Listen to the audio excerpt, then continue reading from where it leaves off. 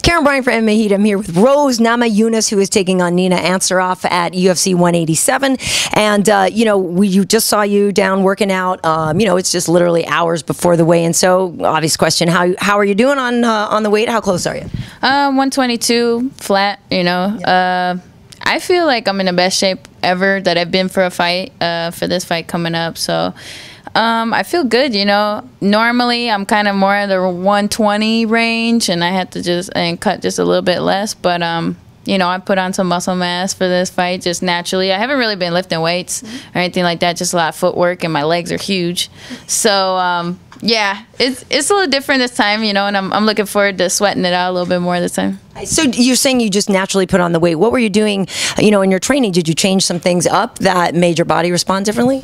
Yeah, just lots of footwork, lots of more boxing, but moving. As long as I got my legs underneath me, I can do whatever I want. So that's just the main goal. My last fight, you can see just my feet were not energized. I could not do anything with my legs. You can do this all day and night, but if your legs aren't underneath you, you don't really got no power or drive, anything like that, and can't really defend takedowns either. So that's really the main focus, is just making sure my legs are conditioned. Lots of running too, sprints, and a little bit of, Pat and I, we lifted some weights towards the beginning of camp, so I can't say we didn't lift weights at all.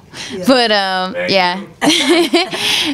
yeah, but then more towards the end, we just more focus on technique and just building my body naturally and using fight-specific drills. So what do you think will be the successful avenue, against Nina? What do you think she's good at? What do you think you sort of had to prepare for the most? Just stay calm, stay patient, and really just keep it simple. I tend to, when I overthink things and force things, it's not good. When just my inspiration comes out naturally, that's where I perform my best. So it's really it's mentally just stay calm and listen to my corner, but more so just for reminders of what we've already been working on for the past 2 months, and just be smarter.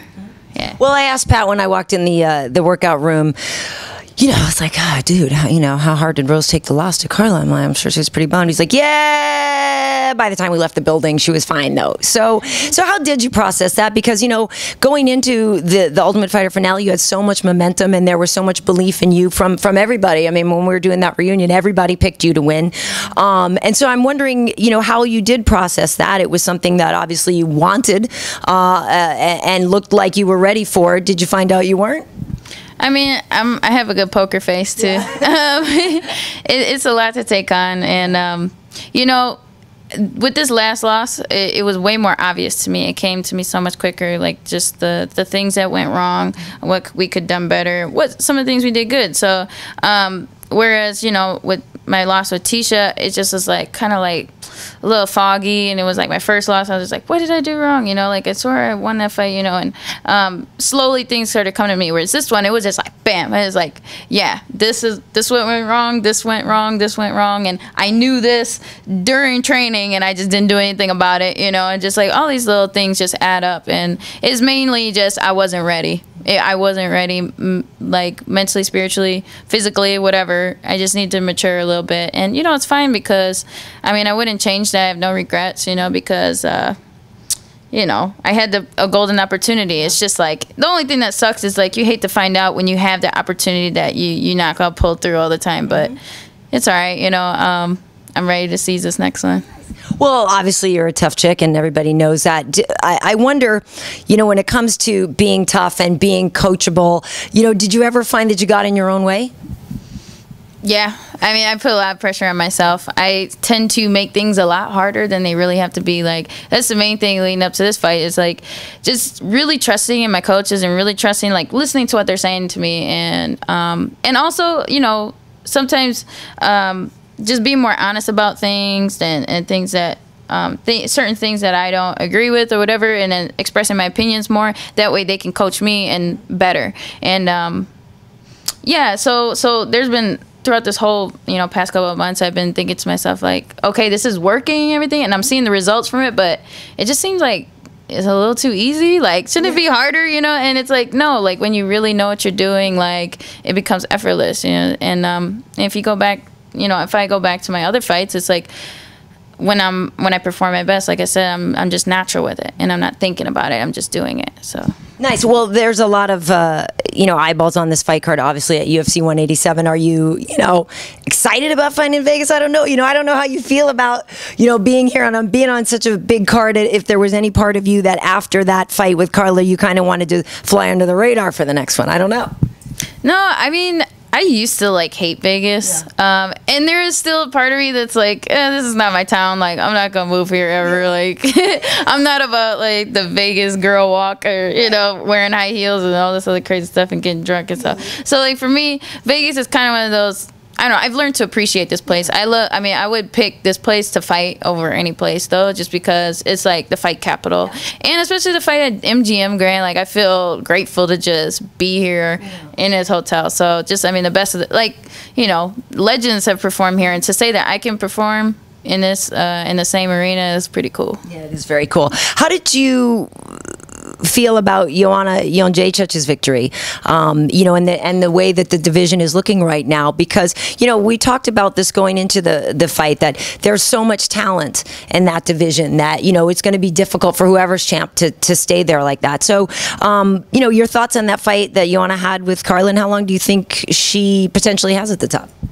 I think she's gonna reign there. You know, she's gonna keep it there, and then once I get there, obviously, we dethrone her. But you know, I kind of expected that result to happen. I kind of watched her fight with Claudia, you know, and just she had excellent game plan against her. You know, great takedown defense and just really simple striking, and you know, she's a work of art when she fights. And you know, Carla also, just given consideration, you know, her experience with the belt was probably not the best, and you know, she looked like she didn't want to be there, just from my perspective. And just all that combined, you know, with Joanna's talent and, you know, just the pressures of being a champion, I think for Carla, it's just a perfect storm for Joanna to look really good.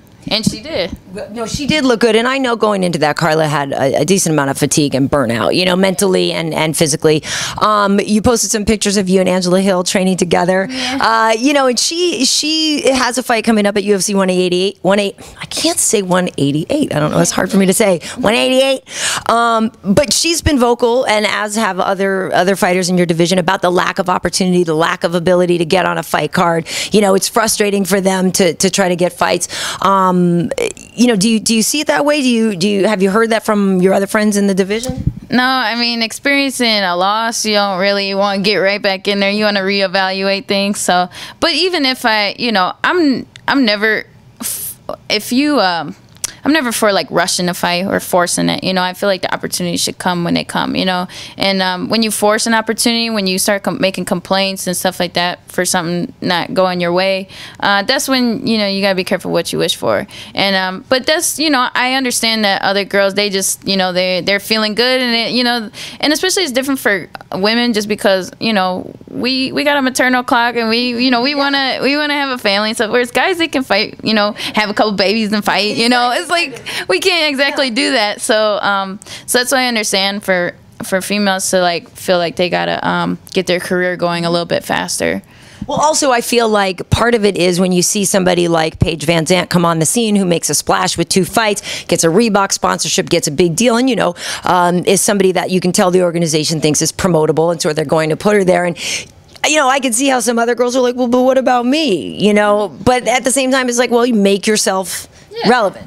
I think it's just like, be careful. Like I said, be careful what you wish for. Like, for myself, it's easy for me to say, just because like I had all the attention on me, and like it's like you want to be ready for it, you know. And I understand that, you know, a lot of females out there want these opportunities and stuff, but it all happens for a reason, you know. Just trust in your ability, trust in your fighting, and trust in your personality and all that stuff. And just the right thing, the right opportunities will come when they come, you know.